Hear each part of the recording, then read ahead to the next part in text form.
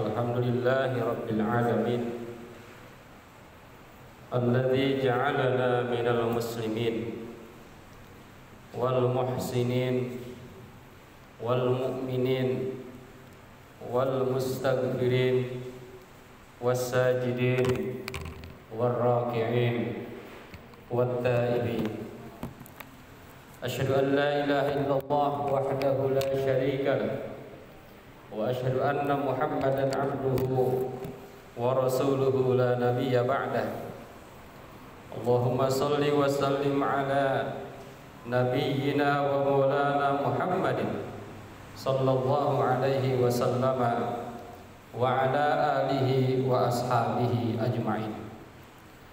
Amma ba'du fa ya ibadallah, usikum wa iyaya bitaqwallah wa ta'atihi la'allakum tuflihun. A'udzu billahi minasy syaithanir rajim. Bismillahirrahmanirrahim. Wa nunazzilu minal qur'ani ma huwa syifaa'un wa rahmatun lil mu'minin. Shadaqallahul 'azim wa shadaqa rasuluhul karim wa nahnu 'ala dzalika minasy syahidin was-sakirin. Puji syukur kita panjatkan kepada Allah yang Maha Ghafur, yang telah memberikan kenikmatan kepada kita semua sehingga kita dapat melaksanakan salat Jumat berjamaah. Salawat dan salam mudah-mudahan selalu tercurah kepada baginda tercinta, Nabi kita tercinta, Nabi besar Muhammad sallallahu alaihi wasallam. Beliau adalah Nabi yang telah memberikan contoh suri tauladan yang mulia bagi kita semua.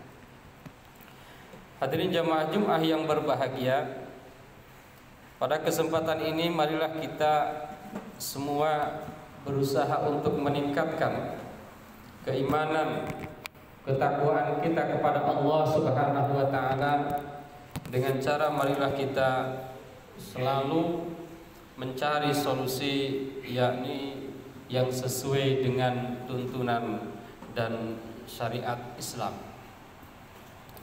Hadirin jamaah Jumat yang berbahagia,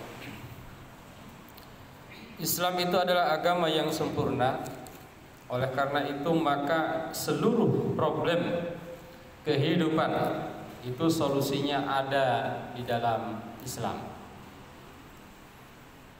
Kenapa umat Islam seringkali menghadapi problem tetapi kalah dalam mencari solusi?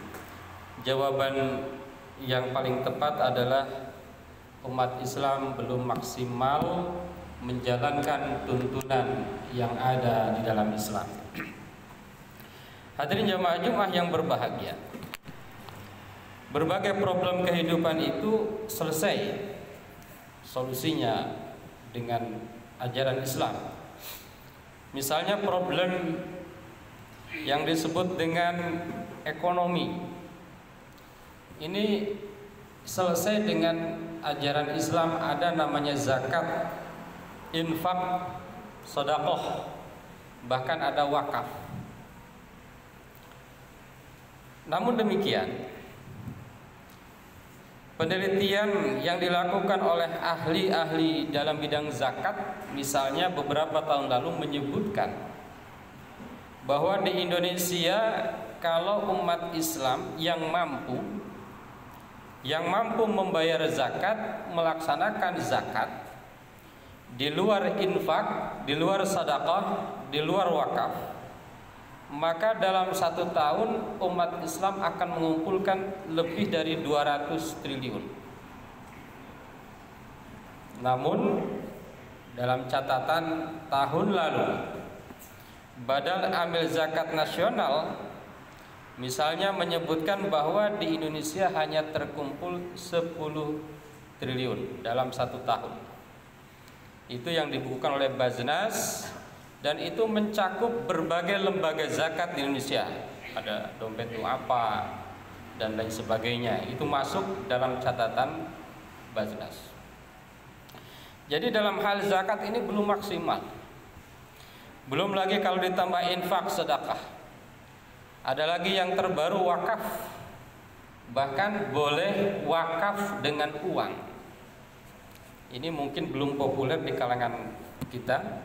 Wakaf itu boleh wakaf dengan uang. Seperti apa bentuknya? Misalnya seorang yang kaya mau mewakafkan uangnya 1 miliar ke sebuah lembaga, ke sebuah yayasan. Nah, uang 1 miliar itu enggak boleh berkurang sedikit pun. Yang boleh dipakai untuk kepentingan masyarakat adalah keuntungan dari menggunakan dana 1 miliar itu. Bahkan wakaf uang itu bisa dikasih waktu. Misalnya saya akan wakaf hanya 5 tahun saja. Setelah 5 tahun diambil lagi.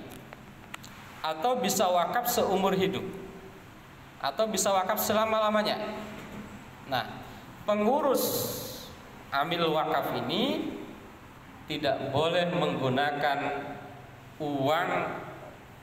uang yang tadi itu, yang 1 miliar itu. Mereka hanya boleh menggunakan untuk kemaslahatan umat, keuntungan yang diperoleh ketika menggunakan uang yang 1 miliar itu. Hadirin jamaah Jumat yang berbahagia. Jadi sebetulnya solusi-solusi itu ada, cuma kita belum maksimal. Termasuk dalam menghadapi wabah yang saat ini Islam sudah menyebutkan minimal ada 5 solusi. Wabah yang kita hadapi saat ini yang sedang viral, ada berbagai kegiatan yang tidak melaksanakan protokol. Sebetulnya Islam sudah punya solusi. Cuma apakah umat Islam sudah melakukan kelimanya?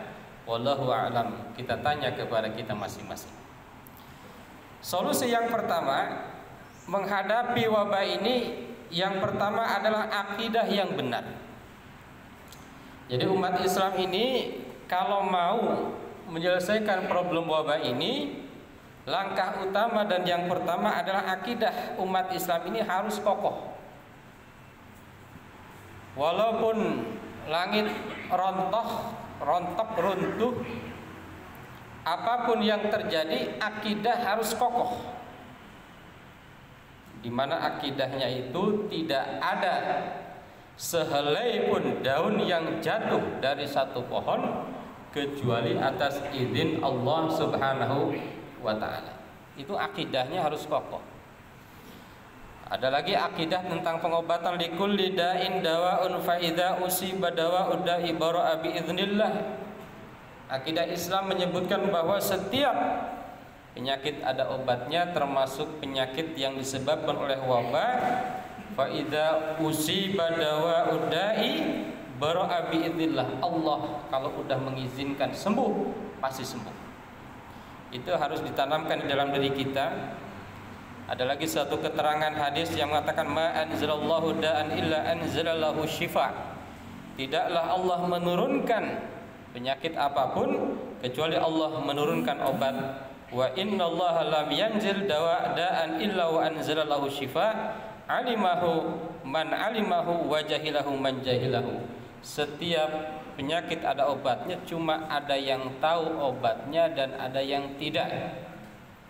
Di sini ada ilmuwan yang bisa menemukan obat dan ada kita orang awam bukan bidangnya tidak bisa menemukan itu. Hadirin jamaah Jumat yang berbahagia, jadi itu yang perlu ditekankan dalam diri kita. Akidah kita harus kokoh. Apapun yang terjadi harus kokoh bahwa semua ini adalah atas kehendak Allah Subhanahu wa ta'ala. Hadirin jamaah Jumat yang berbahagia. Yang kedua, Islam memberikan solusi, ada namanya pencegahan Islami. Al-wiqa al-islami, pencegahan Islami. Sekarang ilmu kedokteran menganjurkan agar kita memakan makanan yang bergizi, vitamin dan lain sebagainya. Nah, Islam ini sudah menganjurkan sejak lama. Kulu washrabu wala tusrifu, bukan hanya bergizi tapi tidak boleh berlebihan. Karena kalau berlebihan walaupun bergizi akan menjadikan masalah. Islam juga mengatakan halalan thayyiba, makan-makanlah yang halal dan thayyiba. Kalau ilmu kedokteran umum mungkin cukup dengan thayyiba, yang penting bergizi, yang penting vitaminnya tinggi. Tapi Islam tidak cukup dengan itu, harus halal. Karena walaupun bergizi tidak halal maka akan memberikan dampak dan masalah. Hadirin jamaah Jumat yang berbahagia, itu yang kedua. Yang ketiga, Islam sudah lebih dulu memberikan saran kalau ada wabah itu lockdown. Kalau ada wabah itu PSBB bahasa kitanya ya. Itu Islam sejak dulu, bahkan hadisnya sejak adanya pandemi ini sangat populer. Kalau di satu wilayah ada wabah, maka orang wilayah tersebut tidak boleh keluar dan orang luar tidak boleh masuk. Karena permasalahan Indonesia sangat kompleks, maka kita dianjurkan untuk jaga jarak. Kita dianjurkan untuk pakai masker. Kita dianjurkan untuk cuci tangan. Itu semua sudah diajarkan dalam Islam. Kalau seandainya umat Islam mematuhinya dengan baik, maka itu sebetulnya tidak berat, tidak menjadi beban berat bagi umat Islam. Hadirin jamaah Jumat yang berbahagia, yang keempat, solusi Islam itu kalau seandainya dengan wabah ini ada yang terkena satu sakit, maka Islam menganjurkan agar berobat. Dan berobat ini merupakan jihad. Berobatnya bisa dengan berobat konvensional dengan vaksin kalau sudah ada, ya kan? Pergi ke dokter, isolasi mandiri dan lain sebagainya. Atau juga bisa ditambah dengan tibun nabawi, pengobatan ala Nabi. Misalnya dengan berbekam. Jelas sekali hadisnya, berbekam itu adalah obat segala macam penyakit. Ada juga minum habbatus sauda, jintan hitam. Ada juga ruqyah. Ruqyah, loh, nggak masuk akal kok ruqyah bisa? Bisa. Orang ilmu kedokteran yang bilang kok semua penyakit itu 90% disebabkan oleh faktor hati. Umumnya dengan adanya ruqyah itu minimal secara logika itu menenangkan hati. Walaupun ada hadis yang mengatakan bahwa ruqyah itu bisa menyembuhkan penyakit lahir, bahkan penyakit batin. Tidak sedikit penyakit lahir itu disebabkan karena penyakit batin. Hadirin jamaah Jumat yang berbahagia, yang terakhir, apa solusi Islam terhadap wabah ini? Tawakal hanya kepada Allah. Kita berserah diri kepada Allah.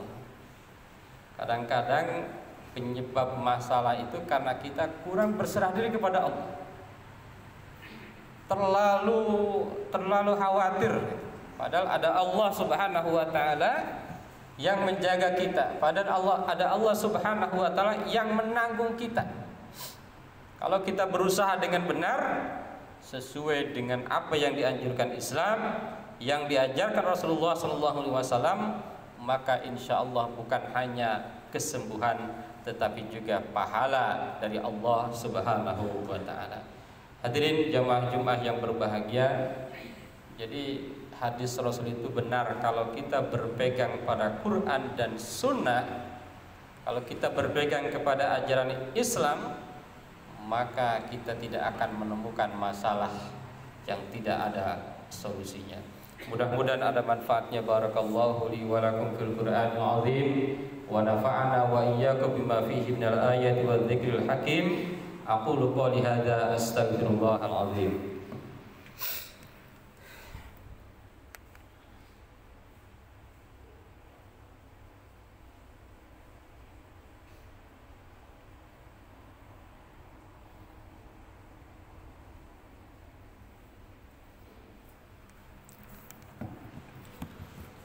Alhamdulillah alladzi kataba ala nafsihi rahmah wa amarna bimtisali ma'muratihi wajtina bimanhiyatihi muddatal hayah.